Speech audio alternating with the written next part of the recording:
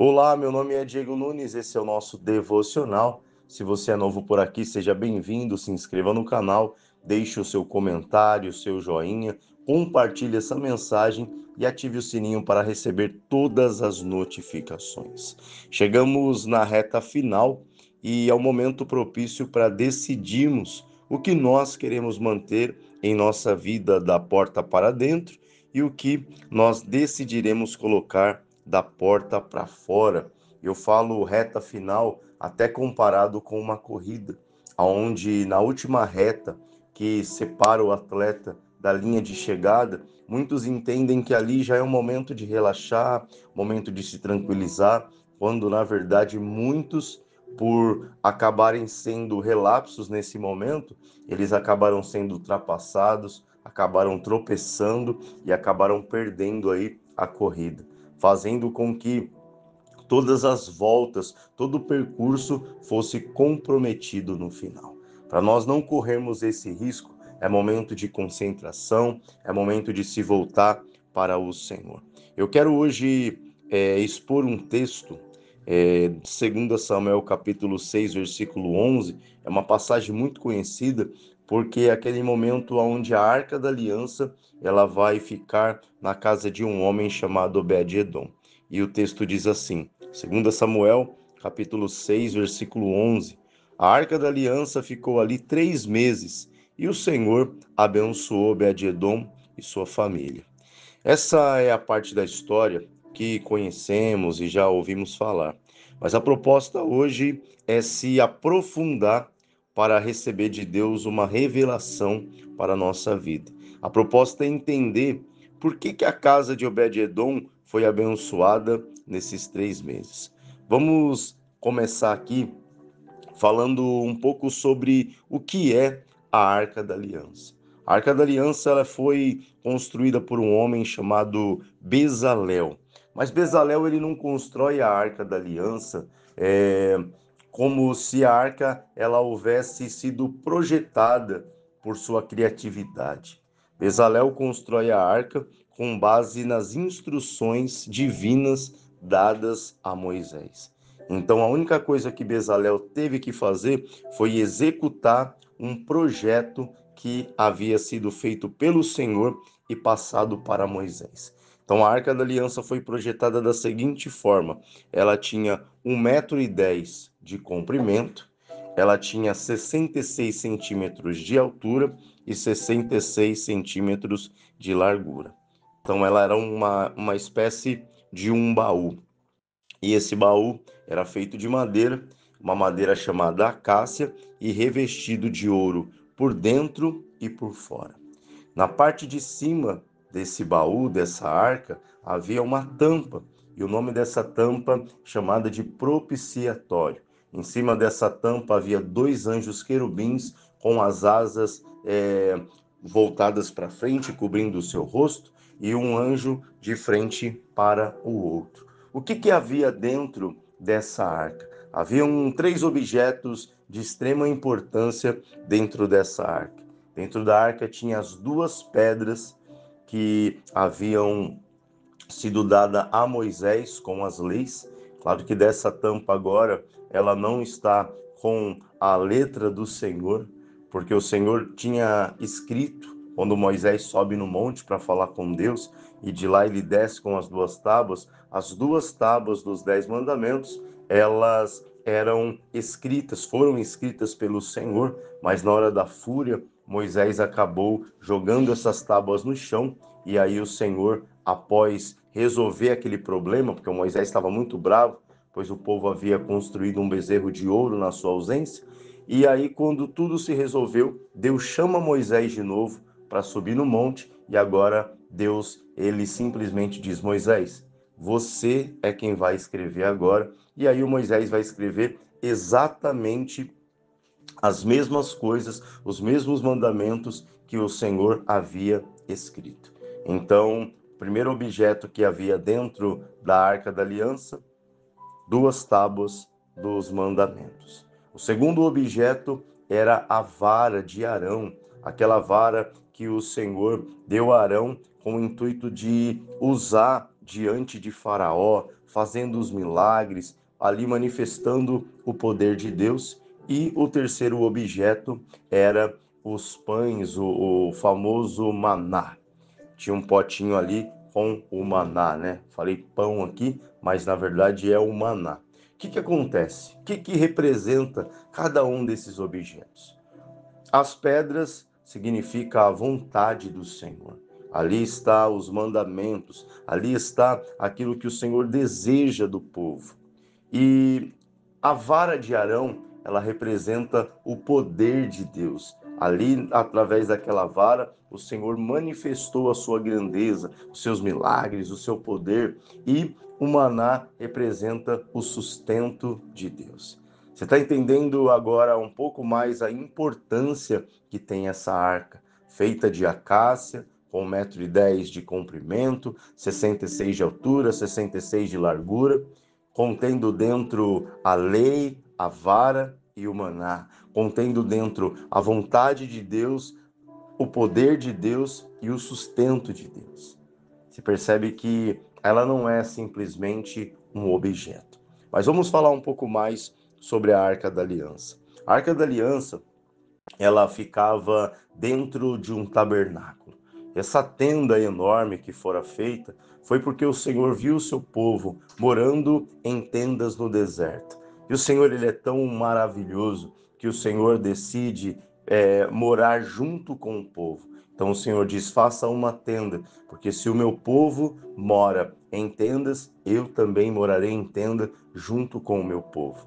E ali é feita uma tenda muito grande, um tabernáculo. Dentro desse tabernáculo você tem o átrio, que pode ser chamado do quintal do tabernáculo. Temos um altar de bronze, temos uma pia onde os sacerdotes se lavavam para poder entrar, onde existia 2 lugares, o Santo e o Santo dos Santos, aonde ficava a Arca da Aliança. Uma vez por ano, num dia chamado Yom Kippur, o sumo sacerdote, ele entrava lá dentro desse Santo do Santo e ali ele levava um sangue de um cordeiro, aonde ele derramava o sangue do cordeiro sobre a Arca da Aliança, sobre o propiciatório, e ali o sangue cobria a Arca da Aliança.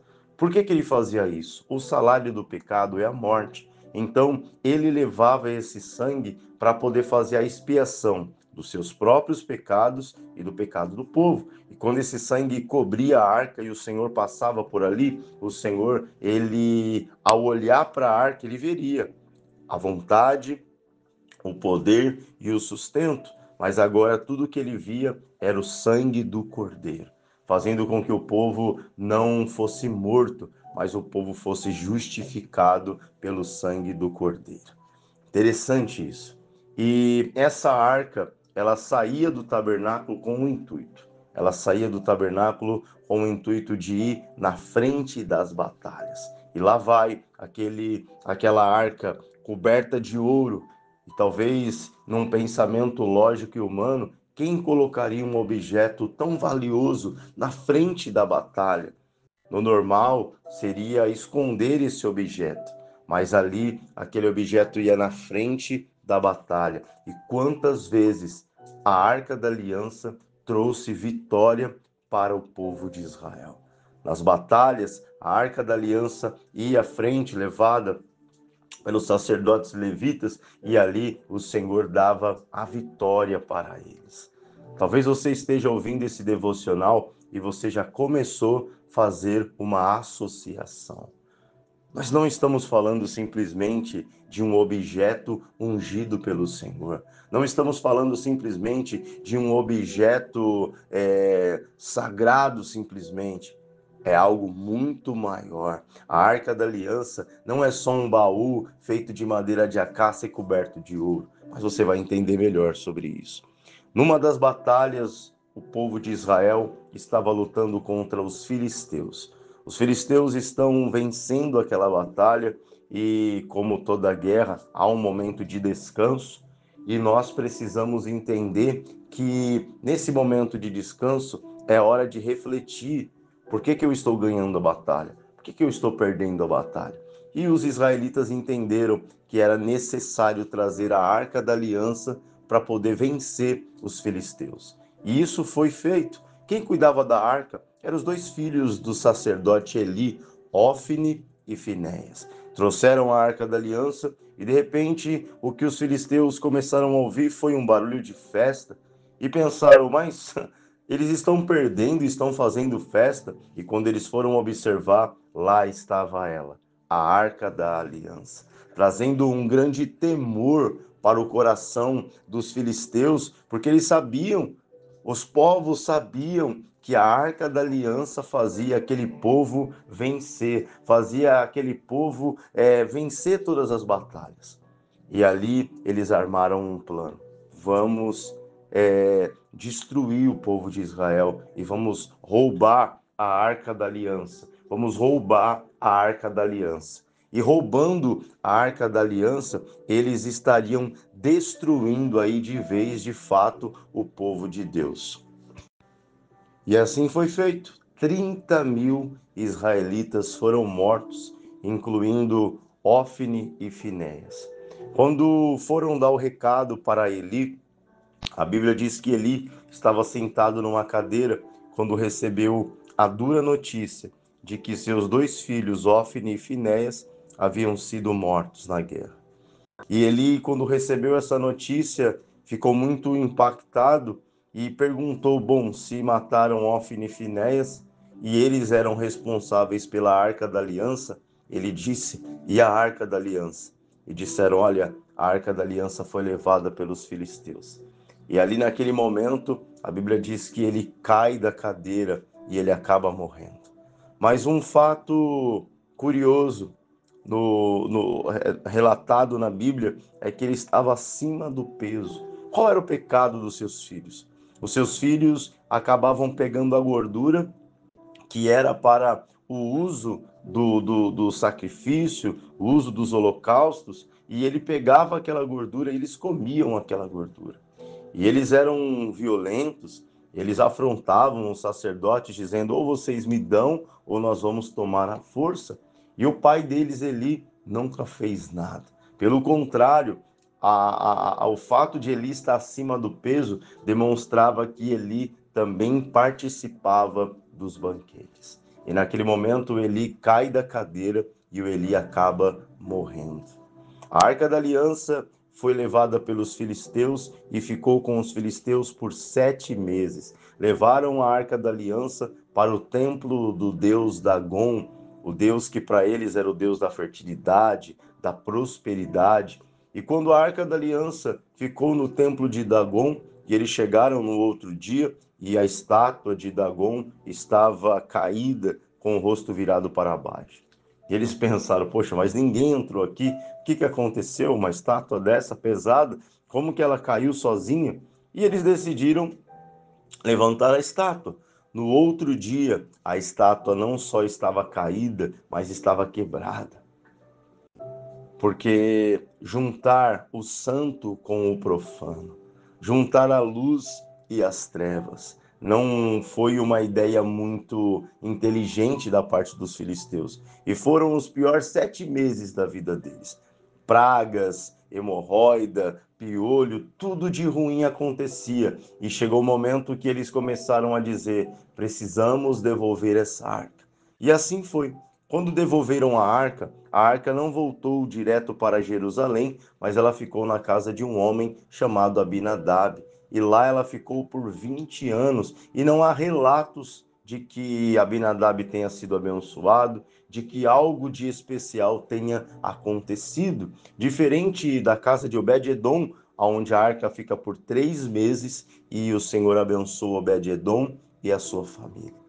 Talvez pelo fato de que Abinadab entendeu que sobre a casa dele estava um objeto ungido, um objeto religioso, mas Obed-edom parece ter entendido que não era um objeto ungido, era muito mais que aquilo. E na casa de Abinadab chegou um momento, 20 anos, e Davi ele vai pegar essa arca da aliança para levar de volta para Jerusalém, e ele está com muita pressa, ele está afoito para poder levar. E o que acontece? ele vai tomar uma decisão ruim. A Arca da Aliança, como eu disse para você, dos tamanhos, as medidas, elas também tinham 4 argolas em suas pontas e também vinha com 2 varas para você colocar na argola e levar ela sobre os ombros. E o Davi decide levar a Arca da Aliança simplesmente em cima de bois. E boi é boi. E o boi pegou aquilo que colocaram sobre ele e o boi foi andando. Só que o boi tropeçou e a Arca da Aliança tombou. Um homem chamado Uzá, querendo salvar a Arca da Aliança, ele foi afoito e colocou a mão na Arca da Aliança, e ninguém deveria colocar a mão daquele jeito na Arca da Aliança. E simplesmente Uzá acaba sendo fulminado e morre diante de todos, e o ambiente que era de festa se torna um ambiente de tragédia. Davi fica desesperado, Davi não sabe o que fazer, e naquele instante Davi precisa parar. Davi precisa refletir sobre aquilo que está acontecendo. É aí que entra a casa de Obed-Edom. Eu fico imaginando alguém dizendo: tudo bem, Obed-Edom, você pode receber a Arca da Aliança em sua casa, enquanto vamos decidir o que fazer. E eu fico imaginando Obed-Edom ouvindo, não o que eu disse, mas ouvindo: Obed-Edom, você pode receber Deus em sua casa. E olha que interessante isso. Lembra da Arca da Aliança feita de acácia? Sabe por que acácia? Porque a madeira de acácia nem traça, nem cupim podem corroer essa madeira. Uma madeira muito forte, uma madeira muito imponente. E isso que ela teve o revestimento de ouro por dentro e por fora, ou seja, derreteram ouro e jogaram sobre aquela madeira. Para derreter um ouro, você precisa de 1064 graus. Então, uma madeira que aguenta a pressão, que aguenta a temperatura, ou seja, uma madeira fortificada, coberta de ouro. Uma madeira forte, coberta pela glória. Você está entendendo que aquilo não é só um objeto, mas aquilo é o próprio Deus. Alguém que aguenta a pressão, alguém que aguenta a pressão e por cima é coberto de glória. E contém dentro a vontade, o poder e o sustento. Obed-Edom estava recebendo o próprio Deus em sua casa. Não um objeto ungido, não alguma coisa religiosa, mas o próprio Deus. Por isso, o Senhor abençoou Obed-Edom e sua família. O Senhor está a fim de abençoar você, se você recebê-lo. Mais importante do que qualquer objeto é você entender o próprio Deus. Nossa, eu conheço alguém que é muito usado por Deus. Glória a Deus. Nossa, eu conheço alguém que é uma pessoa assim que quando ela abre a boca, nossa, ela fala as palavras, nossa, eu fico até arrepiado. Glória a Deus. Porque se eu tirar dessa pessoa Deus, o que sobra? Todo esse conteúdo que eu estou trazendo aqui para você, nada disso é meu. Tudo isso é Deus. Se tirar Deus da minha vida, acabou o devocional. Se tirar Deus da minha vida, acabou as pregações, acabou os louvores. Por isso que nós entendemos o privilégio de poder ser um instrumento nas mãos de Deus. Toda honra e toda glória seja dada a Deus. E eu quero te fazer uma pergunta aqui nesse devocional hoje. Você acredita que o próprio Deus, ele pode morar na sua casa? Ele pode morar na sua vida? Convide o Senhor hoje. Diga: Senhor, assim como Obed-Edom, eu quero que o Senhor esteja na minha casa. Eu quero que o Senhor esteja na minha vida. Troque tudo, troque tudo para ter o Senhor. Eu imagino um objeto daquele tamanho. Talvez Obed-Edom teve que tirar algum móvel da casa dele. Talvez ele teve que tirar algo da casa dele para que ali pudesse acomodar a Arca da Aliança, para que pudesse caber Deus. Muitas vezes, para que Deus caiba na nossa vida, é necessário tirar algumas coisas. É necessário perdoar, é necessário pedir perdão, é necessário reconciliação, é necessário mudanças. Para que eu receba Deus em minha vida, é necessário mudança. Eu vou ficando por aqui porque eu tenho certeza que agora você entendeu que Obed-Edom, ele não foi abençoado porque tinha um objeto ungido na casa dele. Ele foi abençoado porque ele recebeu em sua casa o próprio Deus.